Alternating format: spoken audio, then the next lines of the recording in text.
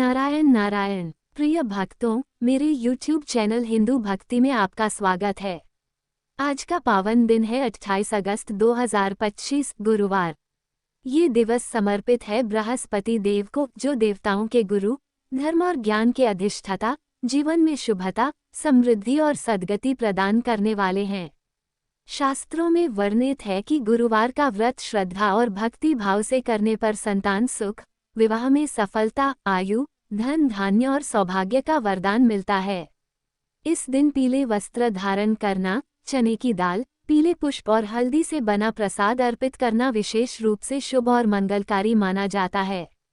तो आइए भक्तिभाव से हम सब मिलकर इस पावन व्रत कथा का श्रवण करें। बोलिए बृहस्पति देव की जय। प्राचीन समय की बात है। भारतवर्ष में एक राजा राज्य करता था। वह बड़ा प्रतापी और दानी था। वह नित्य गरीबों और ब्राह्मणों की सेवा सहायता करता था। वह प्रतिदिन मंदिर में भगवान दर्शन करने जाता था, लेकिन ये बात उसकी रानी को अच्छी नहीं लगती थी। वह न ही पूजन करती थी और न ही दान करने में उसका मन लगता था। एक दिन राजा शिकार खेलने वन को गए हुए थे तो रानी और दासी महल में अकेली थी। उसी समय बृहस्पतिदेव साधु भेष में राजा के महल में भिक्षा के लिए गए और भिक्षा मांगी तो रानी ने भिक्षा देने से मन कर दिया। रानी ने कहा कि हे साधु महाराज, मैं तो दान पुण्य से तंग आ गई हूँ। इस कार्य के लिए मेरे पतिदेव ही बहुत है। अब आप ऐसी कृपा करें कि सारा धन नष्ट हो जाए तथा मैं आराम से रह सकूं। साधु ने कहा, देवी तुम तो बड़ी अजीब हो।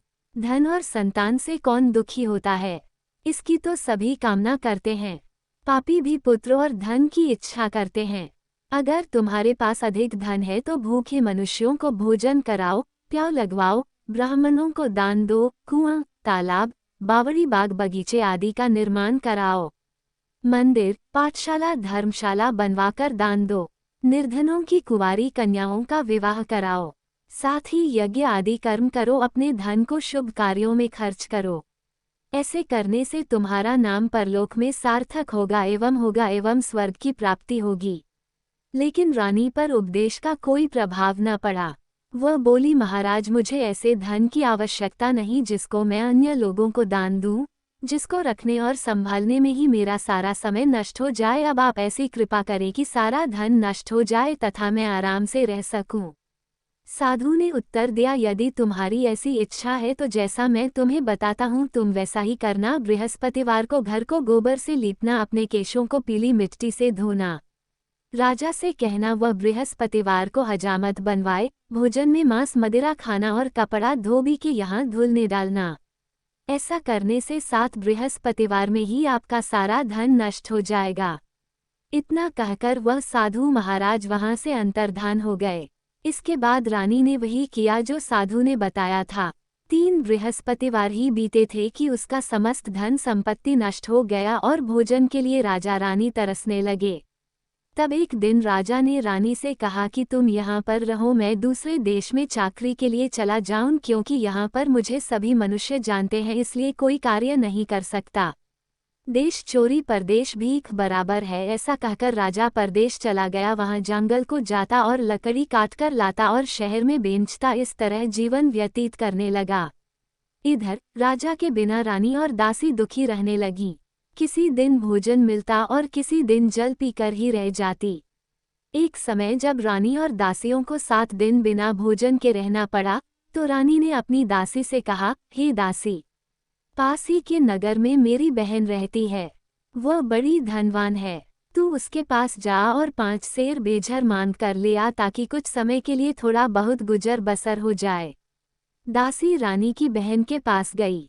उस दिन बृहस्पतिवार था। रानी की बहन उस समय बृहस्पतिवार की कथा सुन रही थी। दासी ने रानी की बहन को अपनी रानी का संदेश दिया, लेकिन रानी की बहन ने कोई उत्तर नहीं दिया। जब दासी को रानी की बहन से कोई उत्तर नहीं मिला तो वह बहुत दुखी हुई। उसे क्रोध भी आया। दासी ने वापस आकर रानी को सारी बात बता दी। सुनकर रानी ने कहा कि है दासी, इसमें उसका कोई दोष नहीं है। जब बुरे दिन आते हैं तब कोई सहारा नहीं, अच्छे बुरे का पता विपत्ति में ही लगता है। जो ईश्वर की इच्छा होगी वही होगा, ये सब हमारे भाग्य का दोष है। ये सब कहकर रानी ने अपने भाग्य को कोसा। उधर रानी की बहन ने सोचा कि मेरी बहन की दासी आई थी, लेकिन मैं उससे नहीं बोली, इससे वो बहुत दुखी हुई होगी। कथा सुनकर और पूजन समाप्त कर वह अपनी बहन के घर गई और कहने लगी, हे बहन, मैं बृहस्पतिवार का व्रत कर रही थी। तुम्हारी दासी गई, लेकिन जब तक कथा होती है तब तक न उठते हैं और न बोलते हैं, इसीलिए मैं नहीं बोली। कहो, दासी क्यों गई थी? रानी बोली, बहन, हमारे घर अनाज नहीं था। ऐसा कहते कहते रानी की आंखें भर आई। उसने दासियों समेत 7 दिन तक भूखा रहने की बात भी अपनी बहन को बता दी। इसलिए मैंने दासी को तुम्हारे पास 5 सेर बेझर लेने के लिए भेजा था। रानी की बहन बोली, बहन देखो, बृहस्पति देव सबकी मनोकामना पूर्ण करते हैं। देखो, शायद तुम्हारे घर में अनाज रखा हो। पहले तो रानी को विश्वास नहीं हुआ, परंतु बहन के आग्रह करने पर उसने दासी को अंदर भेजा। दासी घर के अंदर गई तो वहां पर उसे एक घड़ा बेझर से भरा मिल गया। उसे बड़ी हैरानी हुई। उसने बाहर आकर रानी को बताया। दासी रानी से कहने लगी, हे रानी, जब हमको भोजन नहीं मिलता तो हम व्रत ही तो करते हैं, इसलिए क्यों न इनसे व्रत और कथा की विधि पूछ ली जाए, हम भी व्रत किया करेंगे। दासी के कहने पर रानी ने अपनी बहन से बृहस्पति व्रत के बारे में पूछा। उसकी बहन ने बताया, बृहस्पतिवार के व्रत में चने की दाल, गुड़ और मुनक्का से विष्णु भगवान का केले के वृक्ष की जड़ में पूजन करें तथा दीपक जलाएं और कथा सुनें। उस दिन एक ही समय भोजन करें। भोजन में पीले खाद्य पदार्थ का सेवन जरूर करें। इससे गुरु भगवान प्रसन्न होते हैं, अन्न, पुत्र और धन का वरदान देते हैं, साथ ही सभी मनोकामनाएं पूर्ण करते हैं। व्रत और पूजन की विधि बताकर रानी की बहन अपने घर लौट आई। रानी और दासी दोनों ने निश्चय किया कि बृहस्पति देव भगवान का पूजन जरूर करेंगे। 7 रोज बाद जब बृहस्पतिवार आया तो उन्होंने व्रत रखा। घुड़साल में जाकर चना और गुड़ बीन लाई तथा उसकी दाल से केले की जड़ तथा विष्णु भगवान का पूजन किया। अब पीला भोजन कहाँ से आए? दोनों बड़ी दुखी हुई, परंतु उन्होंने व्रत किया था, इसलिए बृहस्पति देव भगवान प्रसन्न थे। एक साधारण व्यक्ति के रूप में वे 2 थालों में पीला भोजन लेकर आए और दासी को देकर बोले, हे दासी, ये भोजन तुम्हारे और तुम्हारी रानी के लिए है, इसे तुम दोनों ग्रहण करना। दासी भोजन पाकर बहुत प्रसन्न हुई। उसने रानी से कहा, चलो रानी जी भोजन कर लो, परंतु रानी को भोजन आने के बारे में कुछ भी नहीं पता था, इसलिए उसने कहा कि जा तू ही भोजन कर, क्योंकि तू व्यर्थ में हमारी हंसी उड़ाती है। तब दासी ने कहा, एक व्यक्ति भोजन दे गया है। तब रानी ने कहा, वह व्यक्ति तेरे लिए ही भोजन दे गया है, तू ही भोजन कर। तब दासी ने कहा, वह व्यक्ति हम दोनों के लिए 2 थालों में सुंदर पीला भोजन दे गया है, इसलिए मैं और आप दोनों ही साथ साथ भोजन करेंगे। ये सुनकर रानी बहुत प्रसन्न हुई और दोनों ने गुरु भगवान को नमस्कार कर भोजन किया। उसके बाद से वे प्रत्येक बृहस्पतिवार को गुरु भगवान का व्रत और पूजन करने लगी।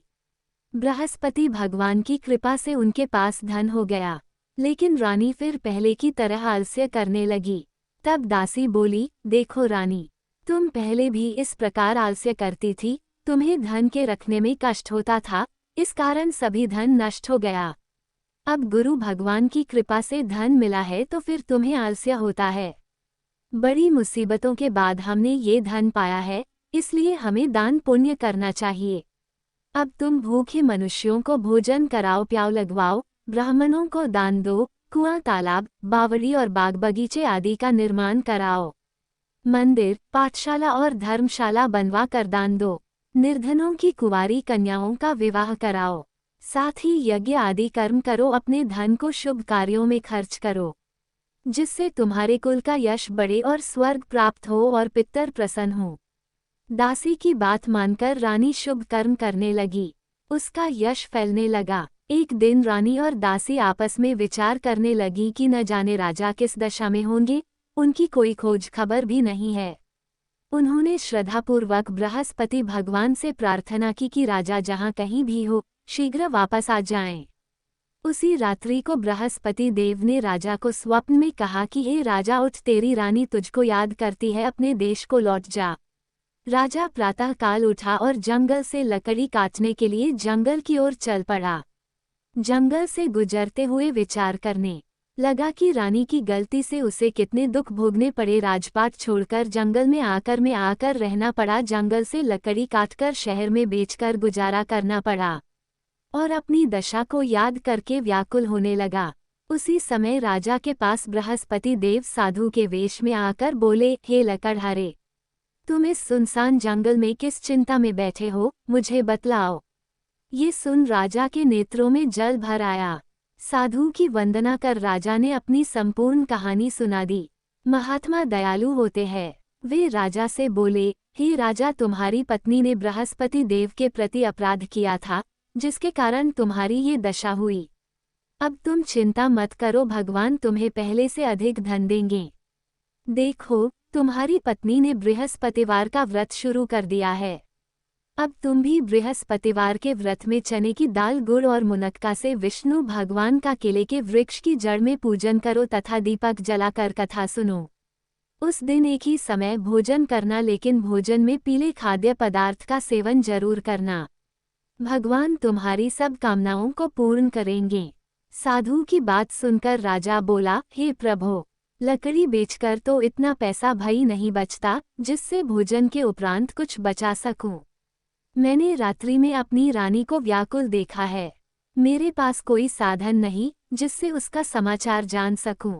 फिर मैं कौन सी कहानी कहूं, ये भी मुझको मालूम नहीं है। साधु ने कहा, हे राजा, मन में बृहस्पति भगवान के पूजन व्रत का निश्चय करो।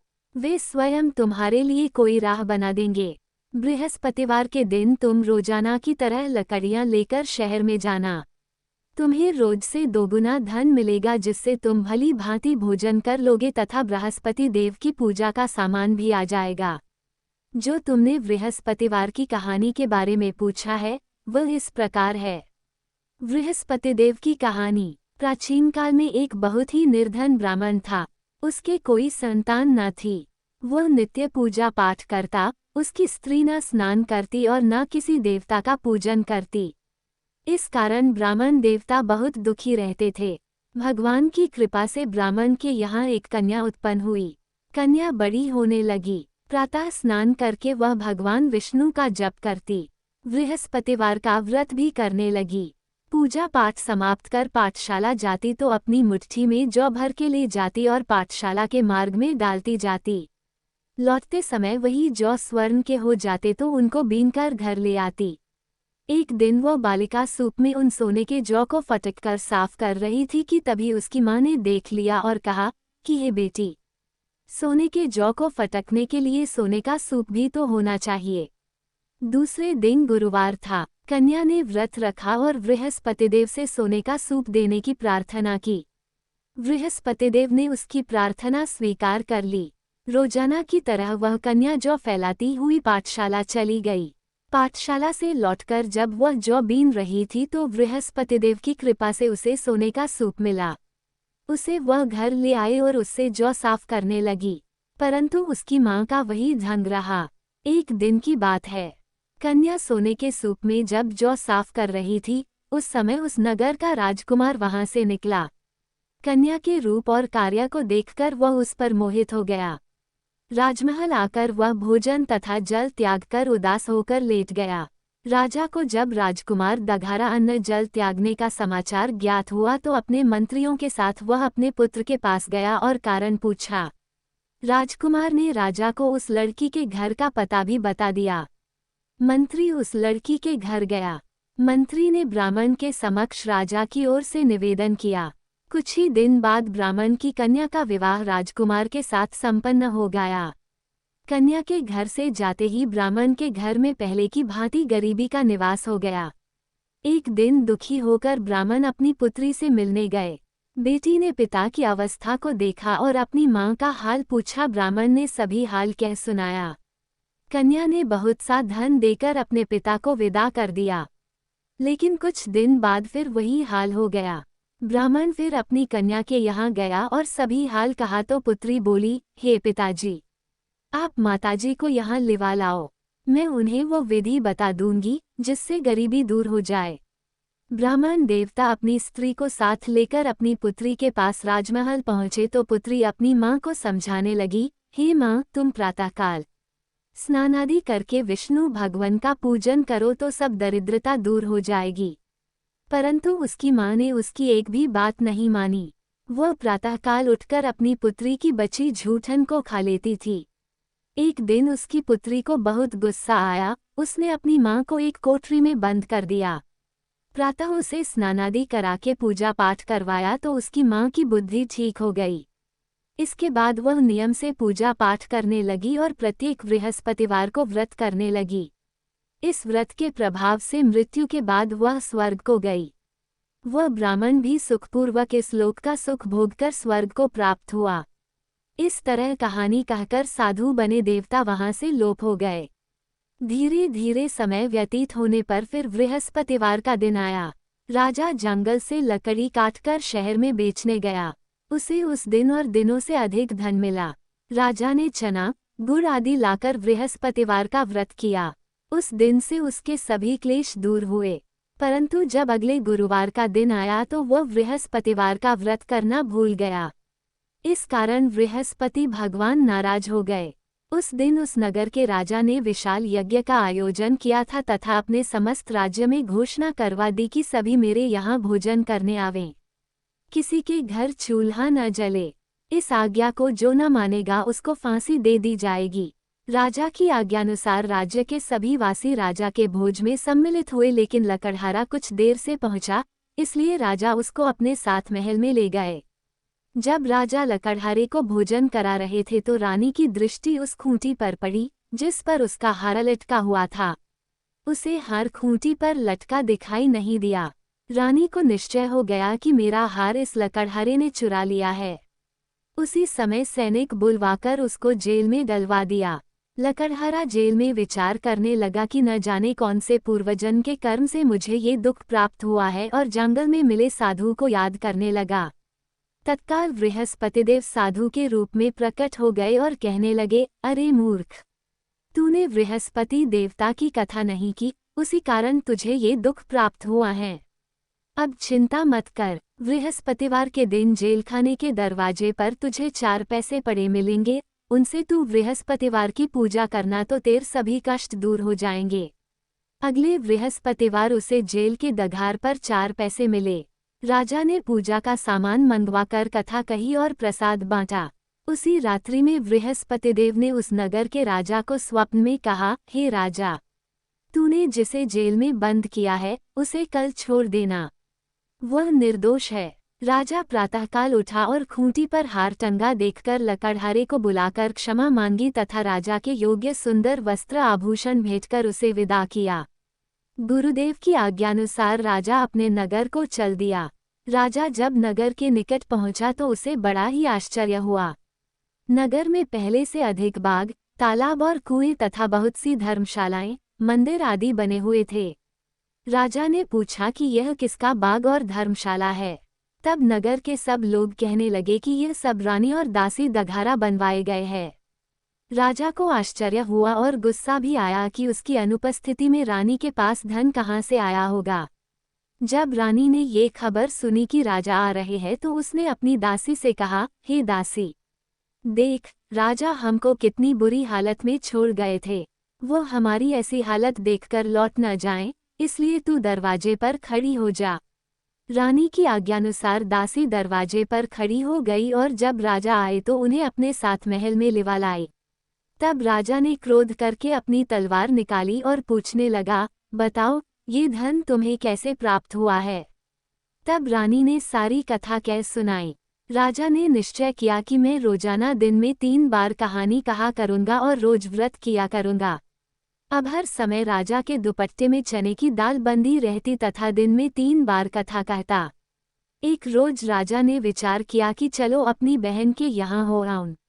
इस तरह का निश्चय कर राजा घोड़े पर सवार हो अपनी बहन के यहाँ चल दिया। मार्ग में उसने देखा कि कुछ आदमी एक मुर्दे को लिए जा रहे हैं। उन्हें रोककर राजा कहने लगा, अरे भाइयों, मेरी बृहस्पतिवार की कथा सुन लो। वे बोले, लो, हमारा तो आदमी मर गया है, इसको अपनी कथा की पड़ी है। परंतु कुछ आदमी बोले, अच्छा कहो, हम तुम्हारी कथा भी सुनेंगे। राजा ने दाल निकाली और कथा कहनी शुरू कर दी। जब कथा आधी हुई तो मुर्दा हिलने लगा, और जब कथा समाप्त हुई तो राम राम करके वह मुर्दा खड़ा हो गया। राजा आगे बढ़ा, उसे चलते चलते शाम हो गई। आगे मार्ग में उसे एक किसान खेत में हल चलाता मिला। राजा ने उससे कथा सुनने का आग्रह किया, लेकिन वह नहीं माना। राजा आगे चल पड़ा। राजा के हटते ही बैल पछाड़ खाकर गिर गए तथा किसान के पेट में बहुत जोर से दर्द होने लगा। उसी समय किसान की माँ रोटी लेकर आई। उसने जब देखा तो अपने पुत्र से सब हाल पूछा। बेटे ने सभी हाल बता दिया। बुढ़िया दौड़ दौड़ी उस घुड़सवार के पास पहुंची और उससे बोली, मैं तेरी कथा सुनूंगी, तू अपनी कथा मेरे खेत पर ही चलकर कहना। राजा ने लौटकर बुढ़िया के खेत पर जाकर कथा कही, जिसके सुनते ही बैल खड़े हो गए तथा किसान के पेट का दर्द भी बंद हो गया। राजा अपनी बहन के घर पहुंच गया। बहन ने भाई की खूब मेहमानी की। दूसरे रोज प्रातःकाल राजा जागा तो वह देखने लगा कि सब लोग भोजन कर रहे हैं। राजा ने अपनी बहन से जब पूछा, ऐसा कोई मनुष्य है जिसने भोजन नहीं किया हो, जो मेरी बृहस्पतिवार की कथा सुन ले। बहन बोली, हे भैया, ये देश ऐसा ही है, यहाँ लोग पहले भोजन करते हैं, बाद में कोई अन्य काम करते हैं। फिर वह एक कुम्हार के घर गई, जिसका लड़का बीमार था। उसे मालूम हुआ कि उसके यहाँ 3 दिन से किसी ने भोजन नहीं किया है। रानी ने अपने भाई की कथा सुनने के लिए कुम्हार से कहा। वह तैयार हो गया। राजा ने जाकर बृहस्पतिवार की कथा कही, जिसको सुनकर उसका लड़का ठीक हो गया। अब तो राजा को प्रशंसा होने लगी। एक दिन राजा ने अपनी बहन से कहा, हे बहन, मैं अब अपने घर जाऊंगा, तुम भी तैयार हो जाओ। राजा की बहन ने अपनी सास से अपने भाई के साथ जाने की आज्ञा मांगी। सास बोली, हाँ चली जा, मगर अपने लड़कों को मत ले जाना, क्योंकि तेरे भाई के कोई संतान नहीं होती है। बहन ने अपने भाई से कहा, हे भैया, मैं तो चलूंगी मगर कोई बालक नहीं जाएगा। अपनी बहन को भी छोड़कर दुखी मन से राजा अपने नगर को लौट आया। राजा ने अपनी रानी से सारी कथा बताई और बिना भोजन किए वह शैया पर लेट गया। रानी बोली, हे प्रभु, बृहस्पतिदेव ने हमें सब कुछ दिया है, वे हमें संतान अवश्य देंगे। उसी रात बृहस्पतिदेव ने राजा को स्वप्न में कहा, हे राजा, उठ, सभी सोच त्याग दे, तेरी रानी गर्भवती है। राजा को ये जानकर बड़ी खुशी हुई। 9वें महीने रानी के गर्भ से एक सुंदर पुत्र पैदा हुआ। तब राजा बोला, हे रानी, स्त्री बिना भोजन के रह सकती है, परंतु बिना कहे नहीं रह सकती। जब मेरी बहन आए तो तुम उससे कुछ मत कहना। रानी ने हाँ कर दी। जब राजा की बहन ने ये शुभ समाचार सुना तो वह बहुत खुश हुई तथा बधाई लेकर अपने भाई के यहाँ आई। रानी ने तब उसे आने का उलाहना दिया। जब भाई अपने साथ ला रहे थे तब टाल गई। उनके साथ न आए और आज अपने आप ही भागी भागी बिना बुलाया आ गई। तो राजा की बहन बोली, भाई, मैं इस प्रकार न कहती तो तुम्हारे घर औलाद कैसे होती। बृहस्पतिदेव सभी कामनाएं पूर्ण करते हैं। जो सद्भावनापूर्वक बृहस्पतिवार का व्रत करता है एवं कथा पढ़ता है अथवा सुनता है और दूसरों को सुनाता है, बृहस्पतिदेव उसकी सभी मनोकामनाएं पूर्ण करते हैं, उनकी सदैव रक्षा करते हैं। जो संसार में सद्भावना से गुरुदेव का पूजन एवं व्रत सच्चे हृदय से करते हैं, उनकी सभी मनोकामनाएं वैसे ही पूर्ण होती है, जैसी सच्ची भावना से रानी और राजा ने बृहस्पतिदेव की कथा का गुणगान किया तो उनकी सभी इच्छाएं बृहस्पतिदेव जी ने पूर्ण की। अनजाने में भी बृहस्पतिदेव की उपेक्षा न करें, ऐसा करने से सुख शांति नष्ट हो जाती है। इसलिए सबको कथा सुनने के बाद प्रसाद लेकर जाना चाहिए, नहीं तो भगवान का निरादर होता है। यह उम्मीद करते हैं कि हमारे द्वारा दी गई जानकारी आपको उपयोगी और पसंद आई होगी। यदि आपको ये जानकारी अच्छी लगी हो तो कृपया हमारे चैनल को सब्सक्राइब, लाइक और शेयर जरूर करें। व्रत कथा और धार्मिक जानकारी के लिए हमारे YouTube चैनल हिंदू भक्ति के साथ जुड़े रहें। हम हमेशा नई और रोचक जानकारी लाते रहेंगे।